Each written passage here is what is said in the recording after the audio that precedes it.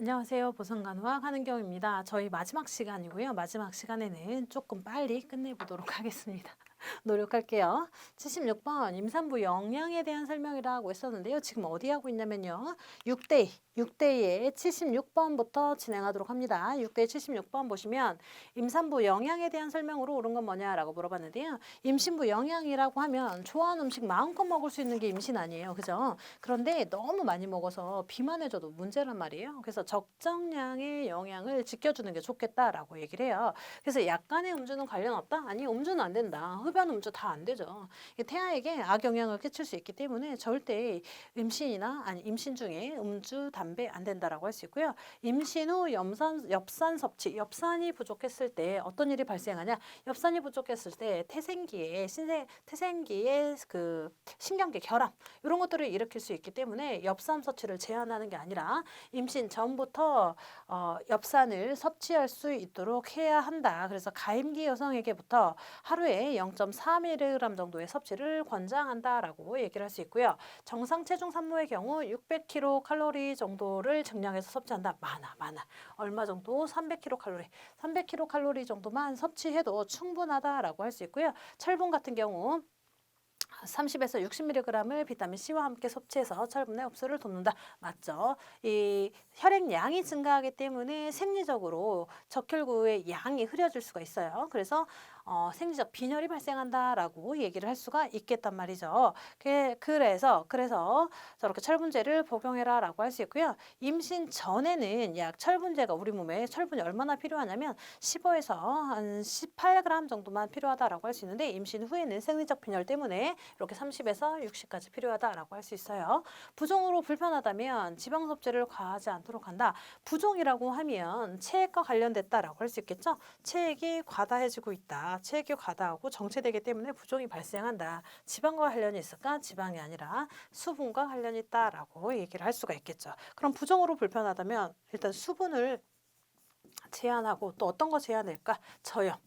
염분 시기를 제한하면 부종을 조금 완화시킬 수 있겠다라고 얘기를 할 수가 있겠습니다. 78번 조기 파막 후 감염 예방을 위해 실행할 간호 중재로 뭐냐?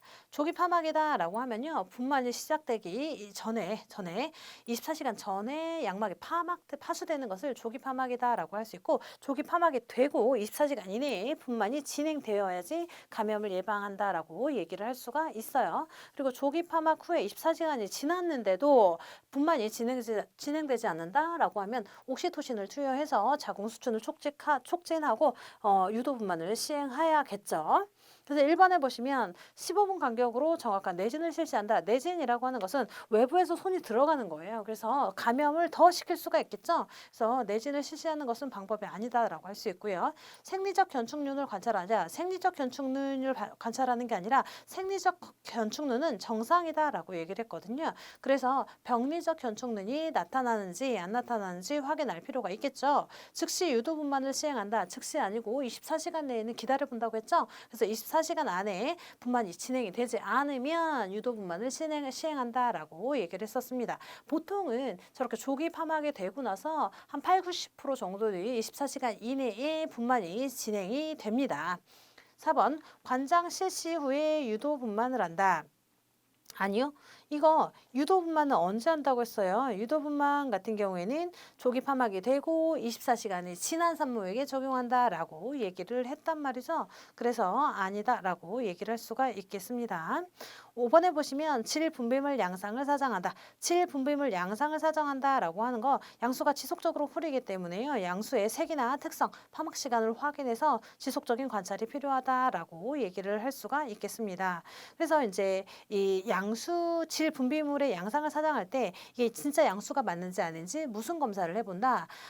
니트라진 테스트를 해본다라고 할 수 있겠죠. 그래서 니트라진 검사를 했을 때 파막된 양수의 색깔이 양수가 맞다라고 했을 때 청색으로 변한다라고 할 수 있고 파막되지 않고 노란색으로 변했다라고 했을 때는 그러면 이건 양수가 아니다라고 얘기를 할 수가 있겠습니다. 그래서 니트라진 테스트도 해볼 수가 있겠다라고 얘기를 할 수 있어요.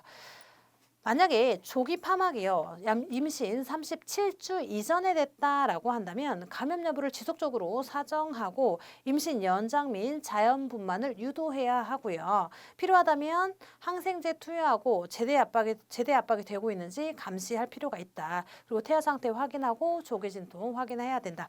임신 37주 이후에 조기 파막이 됐다라고 하면 아두가 진입되어 있고 다른 증상이 없다면 관장하고 24시간 기다렸다가 자궁 수축이 없으면 유도분만 시행할 수 있다라고 얘기를 할 수가 있겠습니다.